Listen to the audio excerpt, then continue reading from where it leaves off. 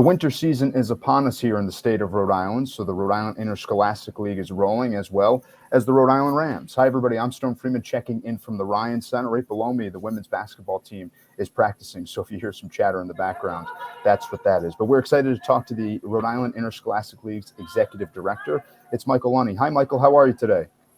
Hey, good morning, Stone. Great to have you as always. I'm excited to check in and hear what's going on with the Interscholastic League. But it's been a couple weeks since the winter season officially kicked off. How's it been going for the schools in the league and you and your staff? Yeah, so our practices kicked off on the Monday after Thanksgiving, and we actually just entered our first weekend of games this past weekend. So there were some early season tournaments and different events going on. So things kind of came alive indoors. And as we're sitting here this morning, we got snow on the ground. So I guess it is winter. Yeah, that's right. This was the first day we're recording here on Monday morning. You had to get the scrapers out and dust off your cars. So, of course, the winter season is officially here. Michael, not to switch to exciting about what's going to be in the spring, but I know that there's been some planning in the winter for heat injuries and things of that nature that would pertain to the summer months and the spring months. But what have those conversations been like that are taking place now during the cold? Yeah, so as we're always trying to get ahead of things and always looking at our policies and trying to make things safer for our student athletes.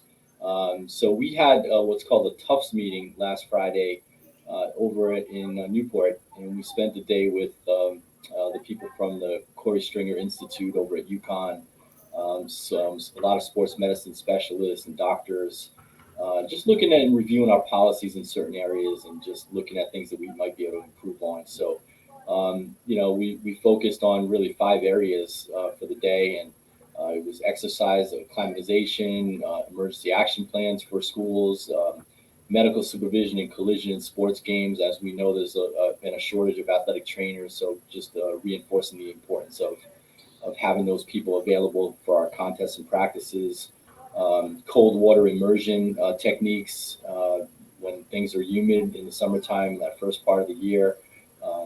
Things to do when heat rises, and then also weather modifications when the heat gets too great. We're really looking at changing our policies with regard to what's called wet bulb globe thermometers, which really are the newest in the technology of really just figuring out what's safe and what's not. So it was a great day. We spent together, and coming out of that, now we'll go and review our policies and probably make some changes for next year. Yeah, I know one thing that you've talked about in our discussions, right, is how the player safety is paramount to the Interscholastic League. This, I assume, is just another one of those steps, right, about being proactive to make sure that player safety is the first thing that the Interscholastic League is concerned about. Yeah, we have the Interscholastic League has had a sports medicine advisory committee that's made up of local doctors and sports medicine people, and we meet several times a year to discuss those issues and put new policies and different education and workshops out there for our schools into just implement those over the course of the year. Yeah, not only about the safety when they're on the court competing, but also in terms of what might be going on in the stands. And I know that's another initiative that the Interscholastic League is tackling this winter. I'll kind of just frame it up and hear what you have to say about it. But I've seen this on social media, #BenchBadBehavior. It's just another thing to make sure that student athletes on the court, on the field, etc., are protected, and the people in the crowd are doing their part too. But what has that initiative been like? So again, it's not a local issue, but it's something that goes on nationally, and it's an ongoing thing that we always want to promote. Just good behavior when it comes to spectators in the stands. So the National Federation of High Schools has put out an initiative called Bench Bad Behavior, and there's a toolkit that we've sent out to our schools. It's got some PSAs in it, some signage, just different strategies to deal with sportsmanship and crowd control and different things like that. So it's always important to do that as we head inside for the winter. I mean, we get into smaller environments that can be packed, and we certainly want to encourage loud and great environments for high school, but we want it to be appropriate. And so this is just some tools and resources that our schools can use to just influence people in a positive direction, and just make those environments fun and safe for everyone during the winter. How have schools responded to this? What has been the general consensus? I assume obviously it's positive, but what are some of the reactions you're hearing across the state for how teams might be implementing or schools might be implementing the things that you're just referencing? Well, a lot of it is focused with the administrations and just really communicating things out to parents, to fans, to their students, their student bodies.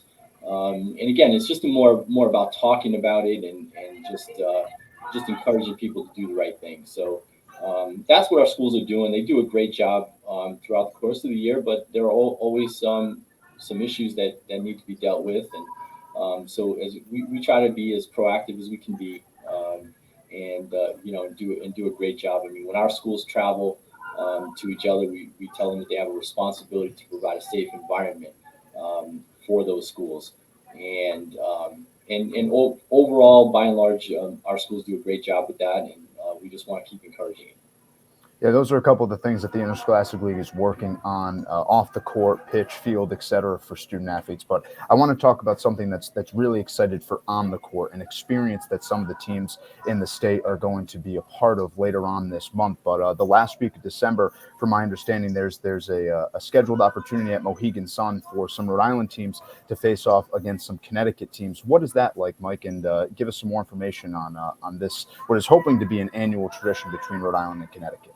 Yeah, so it's a challenge between Rhode Island and Connecticut, and this is something that we've been working on with the CIAC, which is our equivalent in Connecticut, and their executive director, Glenn Langarini. He and I have been talking about trying to put something like this together for quite some time. We actually started talking about it prior to COVID and had to put it on the back burner. But fortunately, we were able to secure the Mohegan Sun for December 27th. So what we're going to do is send 4 of our high school basketball teams, 2 boys and 2 girls, down for a challenge. It's going to be a day-long event, so it'll be a fun thing to do in between Christmas and New Year's for people to go get out and see Mohegan Sun. The Mohegan Sun is obviously where the Connecticut Sun play in the WNBA, and it's also where the Connecticut has their state championship. So it's a great venue. It'll be a great experience for our kids, and so we're looking forward to that. So more information will be out on our social media very soon about it. Yeah, I know we've talked about this when we talk about the Ryan Center or Alumni Hall or some of the venues in the state of Rhode Island that these teams get to compete in. But this is going to be something, really a unique experience, right? Maybe a team that they're not used to playing, if you're a team from Rhode Island or a team from Connecticut. But maybe just elaborate a little bit more on that Connecticut Suns type of connection, right? The opportunity to play inside a professional arena, again, goes back to that student athlete experience, which I know is really important to the Interscholastic League. Yeah, it's something that we're gonna, rotate teams through over the years and just give as many schools the opportunity to experience that. I got to see the venue last year at the Connecticut High School Championships, and was able to go behind the scenes and see the locker rooms and the facilities, and so the kids are going to be treated like professionals, and it's going to be a great environment for them, and just to be able to go down and experience something like that is always a special memory that they'll have for years to come. Now, is this a first? Is this something that the league hasn't done before? I know you mentioned COVID, right? Kind of, shattered some of the initial plans, but is this going to be the first time that something like this has happened for the Interscholastic League? Yeah, this is something that hopefully we can maybe do in other sports as well. If things line up. I think one of the things that where we are positioned in New England between Mass and Connecticut, I think there are some opportunities like this that we can explore in different sports. So, but this is the first one that we've done, and we're really excited about it. Yeah, again, 2 of the things that the Interscholastic League has been really about is the player experience and player safety. And again, thanks to Michael Lunney for checking in with us here, because those are 2 topics today that we got to elaborate on. Well, Michael, good luck to you, your staff, the teams, the entire Interscholastic League, the rest of the winter season. We look forward to checking in with you. I'm Stone Freeman. So long, everybody. Have a great rest of your day.